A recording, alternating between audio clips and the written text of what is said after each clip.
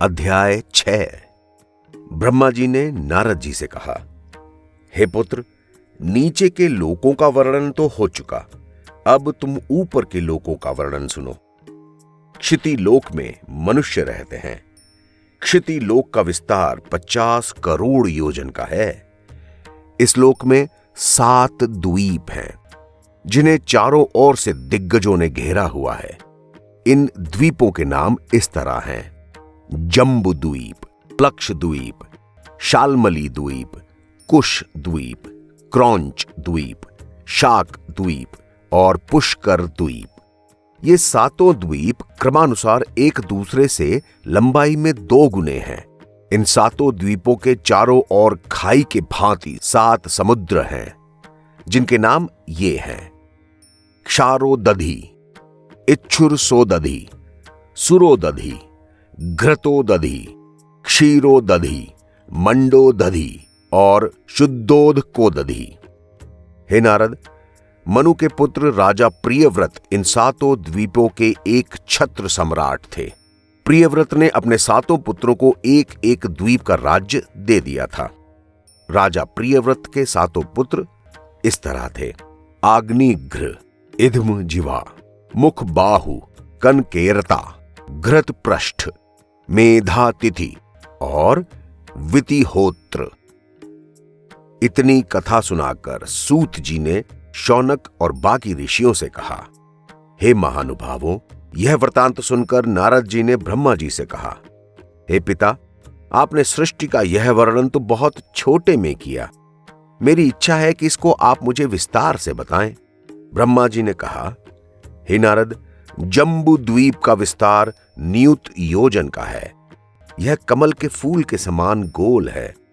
इसके भीतर 9 खंड और 8 पर्वत हैं, जिनके नाम इस तरह हैं: भद्राश्व खंड, हरिवर्ष खंड, किंप पुरुष खंड, घृत खंड, केतुमाल खंड, हिरण्यम्य खंड, करत खंड, कुरु खंड और इलाव्रत खंड। पर्वतों के नाम इस तरह हैं: गंधमादन, निषद, हेमकूट, हिमालय, माल्यवान, नीलगिरी, श्वेत और श्रृंगावन।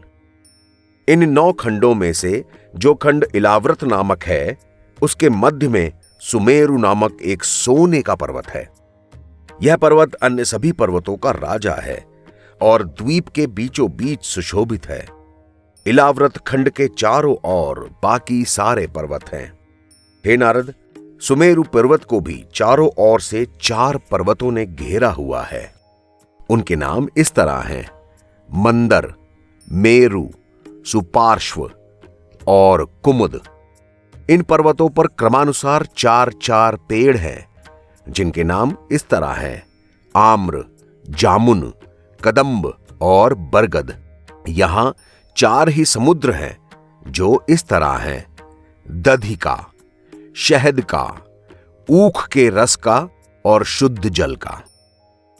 यहां देवताओं के विहार करने के लिए 4 वन हैं, जिनके नाम इस तरह हैं: नंदनवन, क्षेत्ररथ, वैभ्राजक, सर्वतोभद्र।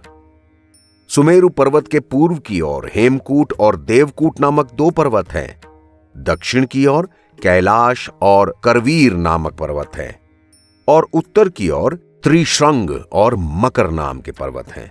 हे नारद, जम्बू द्वीप के इन 9 खंडों में भरत खंड कर्म क्षेत्र यानी कि शुभ कार्य करने के लिए सर्वोत्तम है, क्योंकि भरत खंड में किए हुए श्रेष्ठ कार्य उत्तम फल देते हैं। इस कर्म भूमि में जो भी मनुष्य पाप पुण्य के जैसे कर्म करता है, उसे वैसा ही फल मिलता है। इस खंड में क्रमानुसार 4 युग बदलते हैं, जबकि अन्य खंडों में सदैव त्रेता युग बना रहता है।